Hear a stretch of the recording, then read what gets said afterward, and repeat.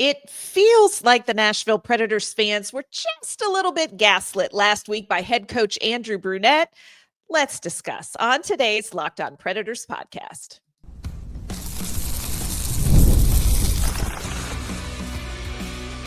You're Locked On Predators, your daily podcast on the Nashville Predators, part of the Locked On Podcast Network, your team every day. Happy game day, everyone. Welcome to the Locked On Predators podcast. Thanks so much for making us your first listen of the day. We are a part, of course, of the Locked On Podcast Network, your team every day. Want to kick off our Tuesday episode this week, shouting out our Locked On Predators insider community and, of course, our everydayers who tune in to talk Nashville Predators hockey with us. I am Ann Kimmel. I am a writer and co-host with Penalty Box Radio and friends. I have a partner in crime. You do. I'm Emma Lingen, and I'm the Predators site editor and reporter for the Hockey News. So much to dive into today, Emma, and we are going to be talking a little bit about how something feels. So preface this episode with the wisdom of Ann Kimmel. Feelings are like farts. They don't always mean what you think they do. They are indicators of something. Let's keep that in mind as we dive into what has been a really interesting week for Predators fans. Comments by head coach Andrew Brunette after the Anaheim loss, but before the Toronto win, they have us wondering if maybe, I don't know, are we being gaslit here? I don't know. We're going to discuss that. Plus, Nashville faces Carolina tonight. We are going to talk about Brady Skjei. We're going to talk about Mark Jankowski, and we are going to preview that game. So a ton to get to today, but before we dive into all of it, do want to let you know today's episode is brought to you by Game Time. Download the Game Time app, create an account, and use code LOCKEDONNHL for $20 off your first purchase. All right, Emma, we're going to be talking about feeling a little gaslit. And in case there is somebody who listens to this show who follows the Nashville Predators who has not been in therapy to know what this term means, A, what are you waiting for? We're 70-some games in. You need it now. But when we talk about being gaslit, the definition is to be manipulated and made to doubt your own sanity, memory, or judgment, often through the persistent denial of reality or the distortion of events by someone else. Sounds horrible, not super fun. And you and I have talked about this off podcast for a while, Emma, but we kind of thought maybe we need to talk about it with our listeners because I felt a little gaslit. Like that was a term you used, and I was like, yes, Emma. You said that felt a little gaslit this week. Well, yes. And if you're not familiar with the term, anyone who's listening, then clearly you have not dated a man in his 20s of late, because that is that's how all the girls out there, we all know what gaslit means. We know. No, I think the whole, the crux of it, like you said, is being made to doubt your own sanity when you're like, wait, am I the crazy one in this situation, or am I the wrong one, when you're clearly not? So obviously Andrew Brunette, after the Anaheim game, he, now kind of famously called out the veteran players, guys with years left on their contracts, and was saying that and these are exact words that he used. He said that they lacked energy and that they needed to show more professionalism. Those are direct words from what he said. Fast forward to the morning before the Toronto game, and he was asked about it again. And he essentially said, well, I didn't say that. And it's like, wait a minute. But you did. I'm like, am I being crazy? Because he said, that wasn't meant to call out our players. And it's like, well, actually, that's quite literally exactly what you did. So yes. What was it supposed to be? And so it's not even that he necessarily walked back what he said, or said anything like, you know what, maybe that was too harsh, or maybe, whatever. He was just like, no, that's not what I said. It's like, no, that's quite literally exactly what you said. So, to help our listeners who may not have heard the post game media, we put together a video, and the beginning of this video is post Anaheim. You're going to hear a little record scratch. That's where the dissonance comes in. And after that noise, that's what he is saying pre Toronto game on Saturday. So, just listen to this, and then we're going to revisit. It's challenging. We got a lot of guys that haven't been in this situation with our veteran guys for a while. I think mentally it's a drain. It's hard. But they're going to be here a long time, or they have long time on their contracts, and I think for them it's important that they're supposed to be our leaders. They have to set an example going a certain way. So our young guys see that one, we never want to be here again, but when we are here, we have to handle ourselves with a little bit more professionalism than we are right now. I'm not knocking our team for attitude, and it was never meant to come across that way. It was just, I think we're in a hard spot, and I've been in this spot, and it sucks. And I think it's important you handle yourself the right way was all the message, and was nothing about anything about our team. I think we got great leaders. Obviously, we're missing Yost, but guys that won cups, guys that have been through all kinds of different things, and it's really hard on them right now. And we just have to find a way here to get to that finish line to find that positive feeling. And they're, like I said, the leadership in that room is strong, even without Yost. Okay. This is where we feel gaslit. And again, feelings are like farts. But you're wondering with this one, because he talks about, like you said, you got to have more professionalism. And he's specifically addressing the veterans. And then he talks about, it's not about attitude. It's about handling yourself the right way. And we've got great leadership in the room, and we've got, winners that have won the Stanley Cup. And look, that is true. I do think that there are good leaders in the room, but there is a reason Andrew Brunette said what he said after the Anaheim game. And hearing that comment on the morning of the Toronto game, I was like, what are we talking? If it did not in any way sound like you were talking about on ice product, it sounded like you were talking about attitude, facing adversity, getting through a really hard time that absolutely sucks. So to say that I wasn't talking about our attitude, I'm like, what are we talking about? What were we talking about? Were we talking about? I don't know, Emma. When the word professionalism is used, that's when I'm like, that's an attitude. That's an off ice thing. I mean, yes, there's an on ice component to that as well, but I don't think, it's not X's and O's. It's not like, oh, well, we didn't make that play because we lacked professionalism. Like, that's not what they're saying in the analysis of the game. That's an attitude thing.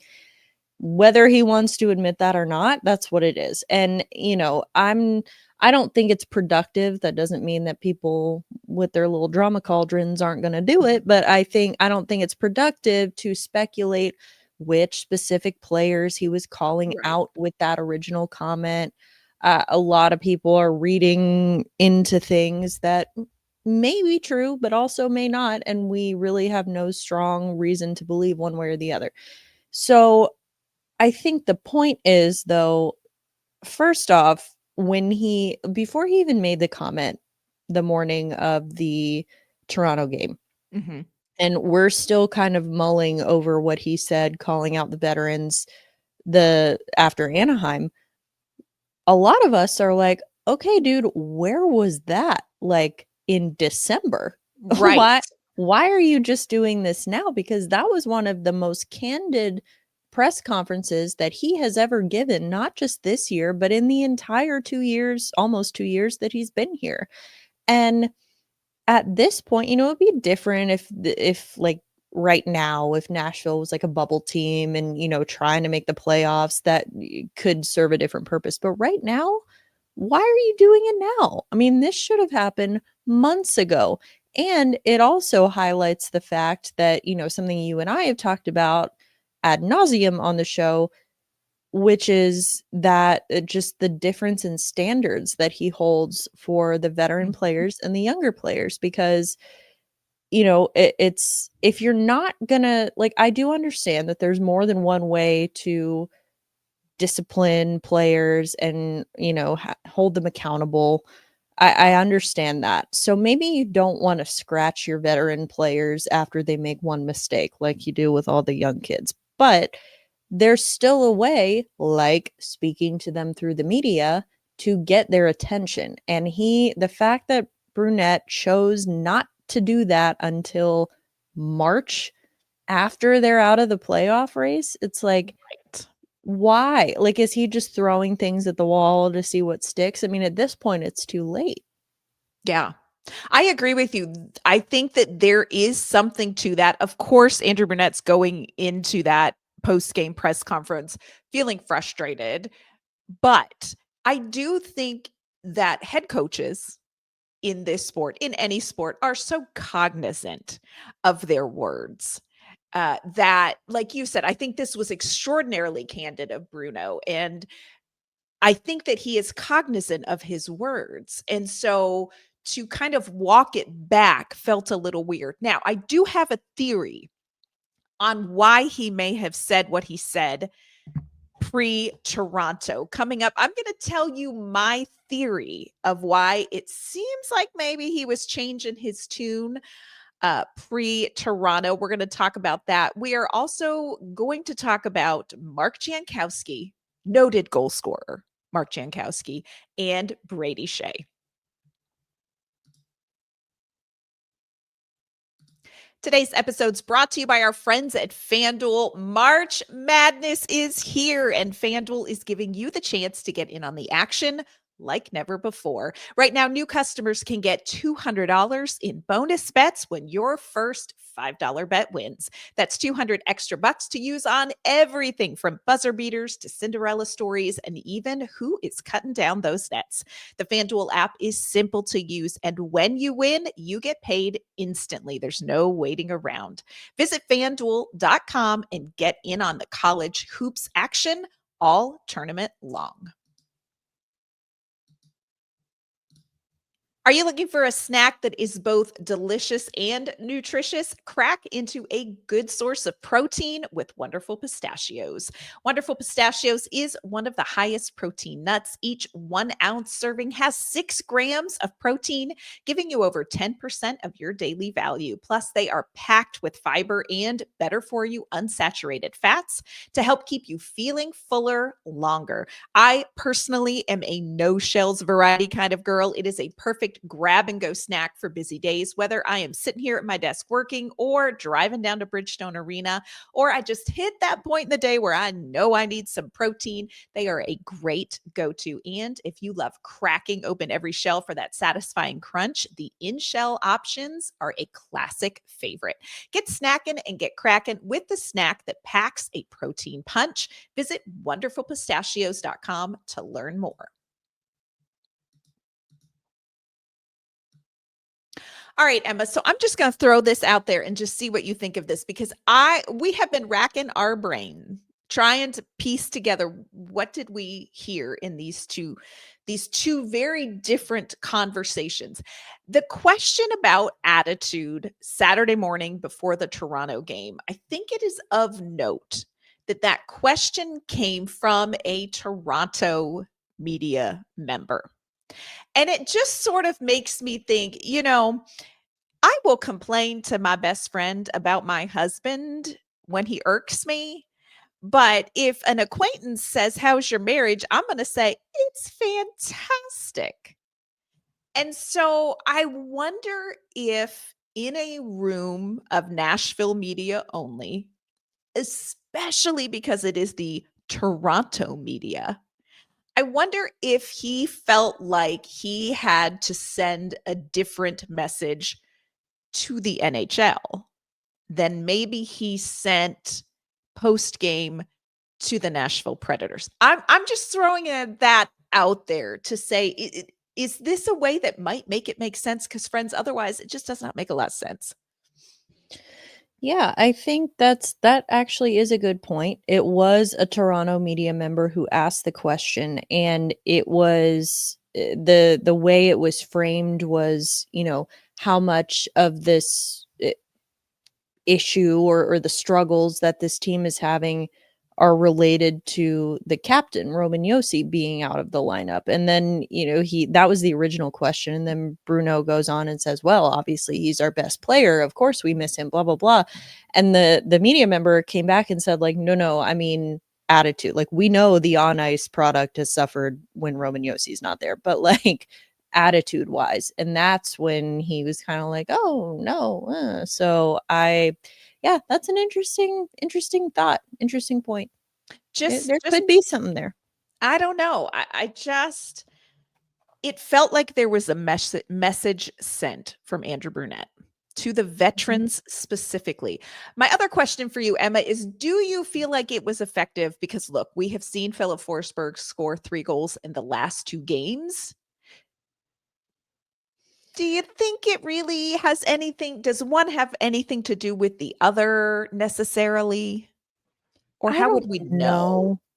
Quite honestly, I would lean more towards yes if Philip Forsberg hadn't been the only veteran that has been scoring goals over the last 2 games. Very true. If it was a team effort and like we saw more from Stamkos and Marchessault and those guys, then it's like, okay, all right, well, yeah, maybe message received. But we really haven't. Plus, there's the fact, and I've talked about this before, that Philip Forsberg is just, notoriously a streaky player. He scores in bunches like this. And so this is not, first of all, it's only 2 games, but still, I mean, this is not at all unusual for him to go a long time without finding the score sheet, and then boom, boom, boom, all of a sudden, he's scoring every game. So that's more, I just think, indicative of how he is as a player than anything else. Also, just want to throw out there, he was playing on a line with Luke Evangelista. Now, I'm not saying Luke Evangelista makes Philip Forsberg better, but I just think it's of note that a young player who, when he struggles, is healthy scratched, may be somebody who is learning from and contributing to a veteran's experience on the ice. Just throwing it out there. Yeah, I don't know, man. I've felt a little bit crazy. One thing that I do think that we want to touch on is, we're running out of games here to build something, quote unquote, build something. If this continues, do you feel like the veterans will be able to buy in again to start the season with Andrew Brunette, especially after that message? Yeah, it's hard. Anne, actually said something at the end of yesterday's episode that I think was very, like, kind of said half jokingly, but I think there's actually some truth to it, where it's like, will this team, get it together before the end of the year? But honestly, if they do, we probably won't even believe them because it's like, at this point, it is too little too late. And I think that that's important. I think that is, you can't fire the whole team. You can't just scrap everything and start from square one. And so if you have like the guys who are supposed to be your key pieces returning next year, it is hard to think that, like, okay, well, we've already been through this with you once before. It'd be different, like, obviously coming into this year. Last year they had a rough go of it early in the year, but we saw how they, pulled out of it. And Andrew Brunette, kind of dragged them kicking and screaming into the fight. And that kind of, season, that kind of development has you saying, okay, last year started bad, but we saw what happened. And like, now we can trust this guy again. But this year, we haven't seen them come out of it. It's been 84 years. And we have not seen them come out of it. And I'm like, dude, how much more time do you need? Like, especially, and again, it's not like, it would be different if this was a roster like San Jose when they're all like 19 years old and just growing chin hairs. Like, that's fine. You're expected to like just start to get it together. And, the coach shouldn't be on such a short leash because obviously you have developing players. But when you have all of this whole, I'm getting a little tired of it, to be honest with you. All of the talk we're hearing about, well, we've got guys who won Stanley Cups on this team, and we've got guys who've done that. I'm like, who cares? Who cares at this point? If they're not winning Stanley Cups right now, then their past like really doesn't do anything for me. Yeah. And it's a little bit like, if you're going to keep harping on, oh, we have all of this winning pedigree and winning culture in our locker room, that it doesn't mean anything if you can't channel it into the right now. Because if those same players who have all the cups and have done all this winning and are supposed to help create this winning culture, if those are the guys that Brunette is calling out for their professionalism or lack of professionalism, well, then it's like, okay, so who's the leader here? Like, who are they listening to? And it seems like, I know we kind of go, and early, I still stand by this. Earlier in the year, much earlier in the year, people were saying like, well, Bruno's lost the room. And at the time, we had no indication that that was the case, but people were reaching for it. And I'm not saying with certainty that that's the case now, but I'm saying that I think there's a little bit more of an argument that that could be the case now with the I way agree with all of you. this has gone. I think that's something that people use as a catch-all when things aren't going well with a team. That's sort of like the if somebody needs to lose weight, you say, well, just cut your calories.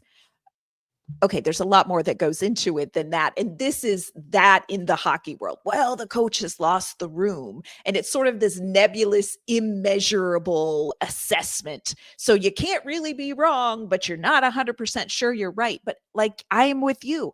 The closer that we get to the end of the season where this team really isn't, even if they win the rest of the games, I will feel like they just ran out of time to suck again. And you have him saying the things that he said in that post-game presser. I'm beginning to think maybe there are small, measurable glimpses that make me think something isn't working. Something isn't working here. One of the players that Nashville absolutely needs to get back on track, one of those veterans, is Brady Skjei. Coming up, we're going to talk about Brady Skjei, former Carolina Hurricane Brady Skjei. We're also going to talk about Mark Jankowski. Mark Jankowski, how you have wronged us. We'll talk about that in a moment. Today's episode's brought to you by Game Time. There is nothing like watching basketball live. It's the energy of the crowd, the sound of the sneakers on the hardwood, and maybe even a celebrity sighting courtside. If you want to catch a game in person, Game Time makes getting tickets even easier. Game Time's new feature, Game Time Picks, filters out the fluff and shows you only the best deals on great seats, so you don't have to waste time scrolling through thousands of tickets. Game Time Picks even highlights super deals, giving you the best bang for your buck. And with seat views before you buy, no surprise fees, and a lowest price guarantee, you can book with total confidence. Take the guesswork out of buying tickets with Game Time Picks. Download the Game Time app, create an account, and use code LOCKEDONNHL for $20 off your first purchase. Terms apply. Again, create an account and redeem code LOCKEDONNHL for $20 off. Download Game Time today. What time is it? Game time.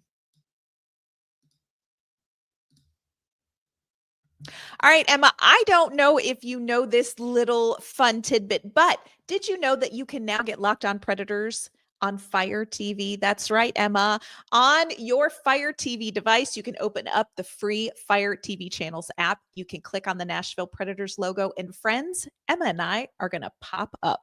So check us out on Fire TV as well. Emma, we're going to play the Carolina Hurricanes tonight. It's going to be a whole thing. They're 9-1 in their last 10, so they've got some good things going. It's great to see that can happen. But we did want to talk about Brady Skjei, former Carolina Hurricane Brady Skjei. This is the player that Barry Trotz went out and said, I did a deal to return Ryan McDonagh to the Lightning. My number one priority was filling that defensive spot. And he went out and he got Brady Skjei. It's been a tough season for Brady Skjei. Played 70 games, 9 goals, 16 assists, 25 points, but he's a -15. Defensively, he has struggled, especially early in the season. Lately, he has been partnered with, of course, defensive phenom Nick Blankenburg, exactly who you all suspected was going to be a top defensive pairing at the beginning of the season. The intent was for Skjei and Josi to be together. That did not work out even when Roman Josi was healthy. When you look at Brady Skjei's performance this year, how concerned are you about what he can do next year, Emma? So I have long been a Brady Skjei apologist, and I'm still a Brady Skjei apologist because I think if you look going back to what you just said, when you're losing Ryan McDonough, that's a void that we need to fill, and we're going to make that a priority to fill. At the time, Brady Skjei was genuinely considered by everyone to be one of the best defensemen available on the free agent market. So I still don't think that this is a move. I mean, people are going to do it anyway, but I still don't think that this is a move that Barry Trotz should be crucified for, because all metrics, all rankings, all like history, everything was telling us that this was one of the best signings he could have made to fill that void.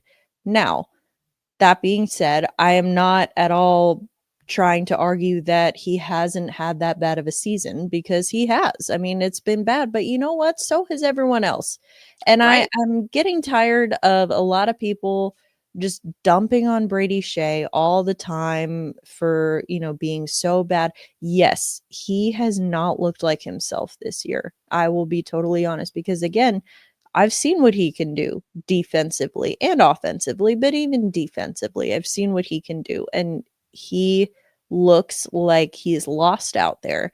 And I do think a big part of that is, the mismatch of system and player. And obviously it's been kind of a revolving door of defensemen back there on the blue line playing with him. So, I mean, I just think it's too easy. It's too lazy to just make Brady Skjei the scapegoat for all of the defensive problems that this team has had this year, because it's not just him. He has struggled, but I made this point earlier that historically, if you go back and look at Brady Skjei's career, his worst seasons have been this one right now and his first full season in Carolina. So history tells us, and before Carolina, he only played with the Rangers. So history tells us that this guy tends to struggle in his first year with a new team.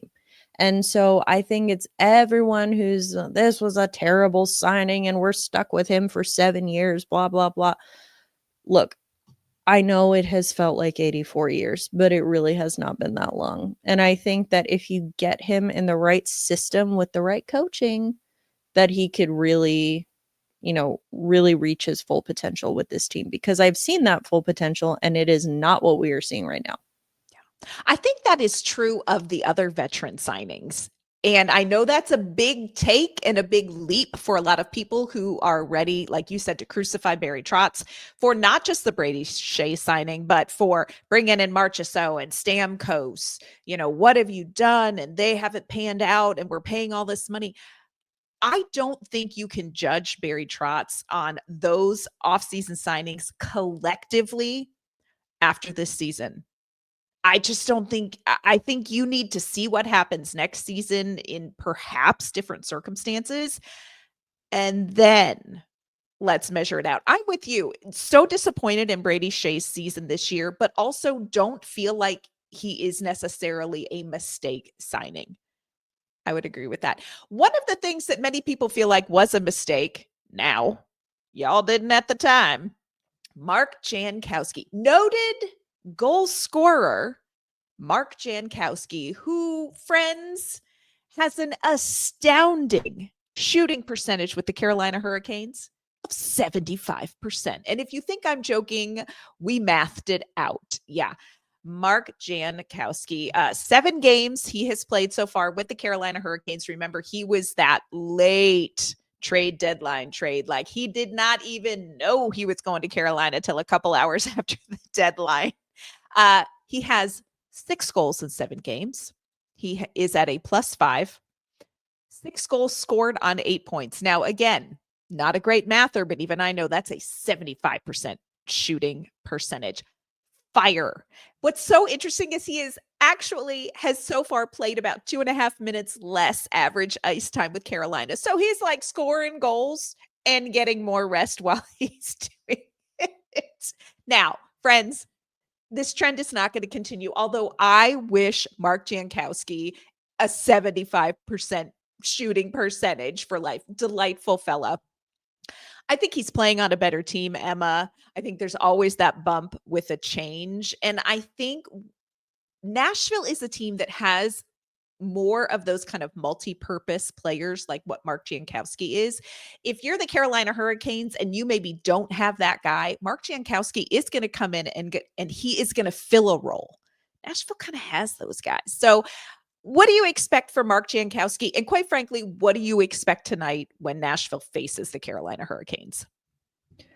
Well, I agree with you. I think, like you said, there's always going to be a bump with a new team, a team that is actually in a playoff race. They're still playing meaningful games right now.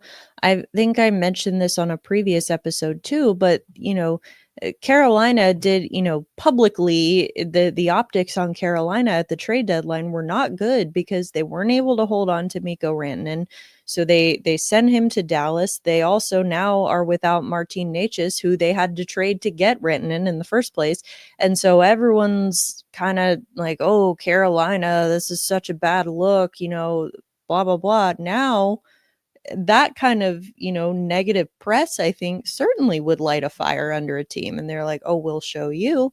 And then, they went out and they won 8 games in a row. Like you said, 9 of their last 10. Their only loss came, I believe, on the road to the LA Kings, who have like a stupid record at home. They won like 35 games at home or something. So like, and then they went on from there and they beat Anaheim. So, I think that the Hurricanes are still a playoff team. I mean, they're going to make the playoffs. They, their issues really that they kind of struggle with, primarily goaltending. Their power play needs some work now that they don't have Necas or Rantanen.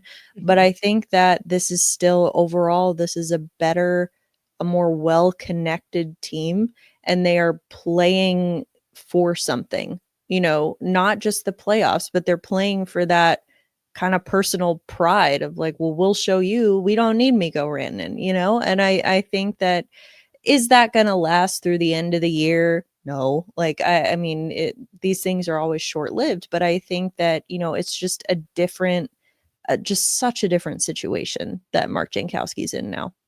Yeah, I love what you're saying about just the vibes. Like, it's you didn't want to be here, Mikko Rantanen. We don't want you here if you don't want to be here, and we don't need you here. And I do think there is something to be said for that emotional push for a team. Like, you rejected us, that's going to suck for you.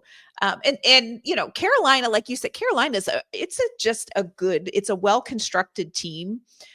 We'll see how far they get in the postseason.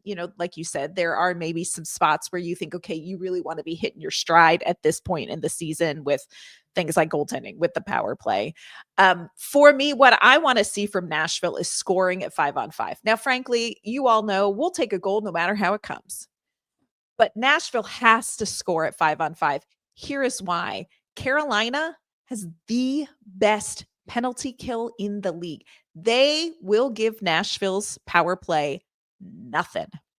And I know Nashville has scored a couple power play goals in their last couple of games, and we've been like, oh, looky there. You cannot count on special teams in this game against Carolina. You cannot count on that. Nashville has to be able to win the 5-on-5 goal scoring thing. And look, goal scoring is the hitch and the giddy up of the season. So they're going to have to play Toronto level. What is interesting is that it's these kind of games where Nashville sometimes comes out of nowhere and plays up to the level of their opponent. I don't know what to expect tonight, Emma. If you just, you and I hate this. We're high anxiety in this situation, but like if you had to predict what's going to happen tonight, just ballpark me. What's going to happen tonight? Well, like you said, Nashville does tend to rise to the occasion in these games at home. They are not going to be at home. I mean, it seems like a cop-out to say another 4-1 loss because we haven't had enough of those lately, but I just don't see them. I see it being another game where Nashville only scores 1 goal and just can't keep up with this Hurricanes team. I'm predicting like 4-1, maybe even 5-1 with an empty netter. Yeah. I hate to say it, but I kind of agree with you. And if the Predators walk away from this game having scored 3 goals and they lost, for me, I will take that. That is where we're at this point in the season, friends. This is how sad life has gotten at Locked On Predators. But if Nashville can get a couple of goals, they have got to get some goal scoring going. I mean, and again, it's too late, but let's see if we can do it. On tomorrow's show, of course, we will be back to recap whatever we see in Carolina. We'll be back to break down all of the goals that Mark Jankowski scores against the Nashville Predators, his former team. That will be so fun. Can't wait. So make sure you tune in tomorrow for that. Before we wrap up today's show, Emma, will you let everyone know where they can find you and your work? Yes, and I forgot to add that to my prediction. Predicting a Mark Jankowski hat trick tonight for sure.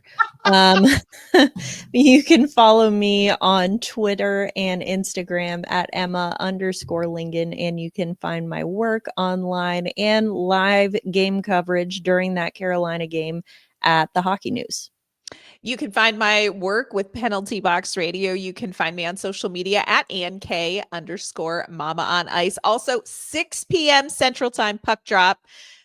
Heaven knows you'd hate to miss an hour of Nashville Predators hockey this season, y'all. But if you do, don't worry. We'll be back tomorrow to recap the game. We'll see you then.